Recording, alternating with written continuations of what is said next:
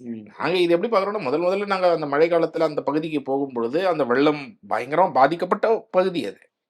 ம். உங்களுக்கு அந்த தண்ணீர் வந்து அப்படியே சின்னதா ஒரு மழை மோதும். பெஞ்சாலே நின்றும், தேங்கி நின்றும் தண்ணி. தண்ணி தேங்கும். பின்னாடி வந்து அந்த அபார்ட்மெண்ட்ஸ் எல்லாம் கிரவுண்ட் ஃப்ளோர்லாம் ஃபுல்லா தண்ணி.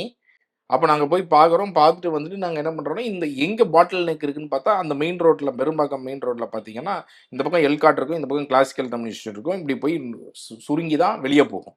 அப்போ இந்த இடம் ஒரு பெரிய பாட்டில் நெக்காக தண்ணி வந்ததுன்னா அடிச்சு இங்க தான் நிக்கும். உங்களுக்கு தண்ணி போறதுக்கு போதுமான அளவு அவ்வளோ வேகமா போறதுக்கும் உங்களுக்கு இடம் இருக்கு. அப்ப இந்த மாதிரியான ஒரு இடத்துல, அந்த பாட்டில் நெக் இருக்கக்கூடிய இடத்துல அடிச்சு ஃப்ளட் திரும்ப ரிவர்ஸ் ஆகுது பார்த்தீங்களா? அந்த இடத்துல இந்த பிரிகேடு லேண்ட் இருக்கு. ம். இந்த சதுப்பு நிலம் இருக்கு. ராம்சார் சதுப்பு நிலம். அந்த இடத்துல இருக்கிற லேண்டுக்கு இப்போ அனுமதி குடுக்குறாங்க. இப்ப இந்த இடத்துல நீங்க 15 ஏக்கருக்கு கான்கிரீட்ட கொட்டி எழுப்பினீங்கன்னா, அந்த 15 ஏக்கரில் தேங்கக்கூடிய தண்ணீர் எங்க போகும்? ம்.